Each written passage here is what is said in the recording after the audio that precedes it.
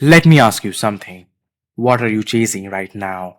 A promotion? More money? The perfect relationship? Maybe just more likes on your latest story? Now, here's the uncomfortable truth. Almost everything you're chasing in the name of happiness is actually the reason you're miserable. It's like drinking salt water. The more you drink, the thirstier you get. Today, let's break down why chasing happiness never works, what psychology and philosophy actually say about it, and how you can finally stop running in circles. We have been told a lie. From the moment we are kids, we are told that happiness is out there somewhere in success, in money, in the approval of other people. And yes, when you get that thing you've been craving, it feels good for a while. But then it fades. Psychologists call this the hedonic treadmill. Imagine running on a treadmill. You move, you sweat, you get tired, but you stay in the same place. That's exactly what chasing happiness feels like. You get the raise, you feel excited, and then a week later, you're back to normal. You get into a relationship, you feel complete, but eventually that high fades too. And so you start chasing the next thing.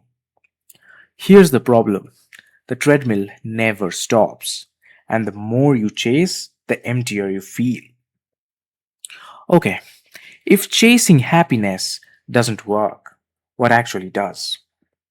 Harvard ran a study for over 75 years, tracking people's lives to figure out what truly makes them happy. And the answer wasn't money, it wasn't fame, it wasn't even career success. The single biggest factor: the quality of your relationships. People who had deep, supportive, and meaningful connections lived longer, healthier, and reported being happier than those who didn't. But it's not just relationships, there's also something psychologists call flow state. That moment when you're so deeply lost in what you're doing that you forget everything else. Time disappears, you're not thinking, you're not chasing, you're just being. And here's the kicker: your brain is happiest not when you finally get what you wanted, but when you lose yourself in something meaningful. Of course, science isn't the only one obsessed with happiness. Philosophers have been trying to figure it out for centuries. The Stoics believed happiness comes not from chasing pleasure, but from living with virtue, basically living in alignment with your values, not society's expectations. Buddhism goes even further. It says suffering comes from craving. The more you want, the more you suffer. Happiness then comes from letting go, not grabbing tighter. And in modern life, we have confused comfort with happiness. Think about it.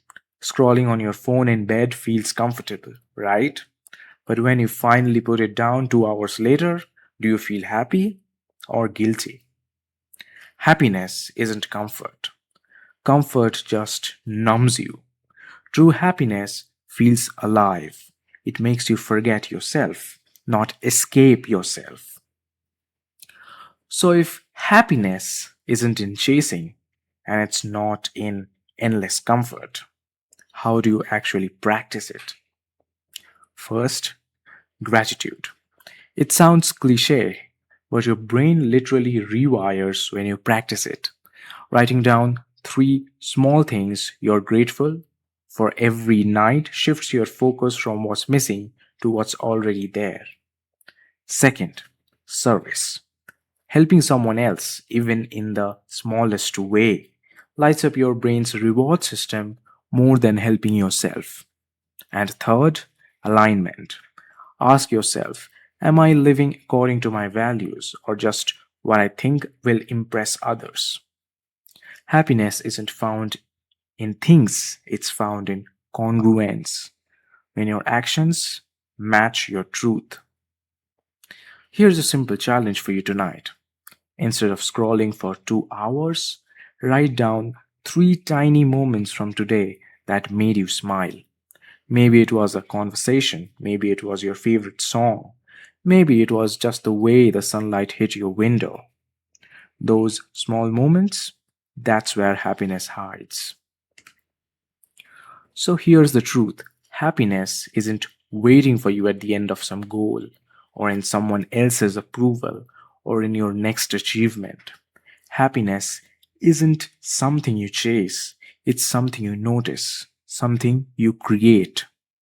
The irony: the moment you stop running after happiness is the moment you finally feel it. This was Doc Mind, and if you're still listening, maybe you just realized you don't have to chase happiness anymore. You already have pieces of it right here.